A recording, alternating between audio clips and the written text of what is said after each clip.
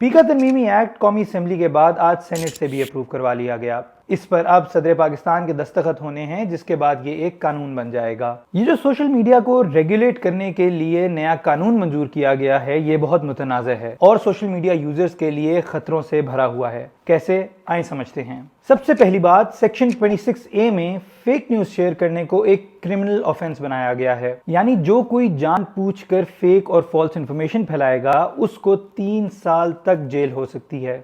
इसमें माहिरीन के मुताबिक मसला ये है कि जो फेक न्यूज़ की तारीफ की गई है वो गैर वाज़े है, इसलिए हुकूमत किस खबर को फेक न्यूज़ करार दे दे ये किसी को नहीं पता। दूसरी बात, इस मुजवजा कानून के लिए वफाकी हुकूमत स्पेशल ट्राइब्यूनल्स यानी एक किस्म की खसूसी अदालतें कायम करेगी जहां ये केसेस चलेंगे। इसके अलावा कंप्लेंट करने वाला कोई भी शख्स हो सकता है जिसके पास काबिल यकीन वजूहात हों कि पीका एक्ट के मुताबिक कोई जुर्म हुआ है। यानी अगर आपका पब्लिक अकाउंट है तो आपका कोई भी फॉलोअर आपके खिलाफ कंप्लेंट दर्ज करा सकता है। तीसरी बात, इस तरमीमी एक्ट के मुताबिक एक सोशल मीडिया रेगुलेटरी और प्रोटेक्शन अथॉरिटी बनाई जाएगी जिसके पास हर उस सोशल मीडिया अकाउंट को ब्लॉक करने का इख्तियार होगा जो आर्मी और पार्लियामेंट के अरकान के खिलाफ हो। यानी अगर आप सहाफ़ी हैं या पाकिस्तानी इदारों के क्रिटिक हैं तो आपका अकाउंट ब्लॉक हो सकता है। इसी वजह से बहुत से सहाफ़ी और न्यूज़ ऑर्गेनाइजेशंस इस बिल से नाराज़ हैं।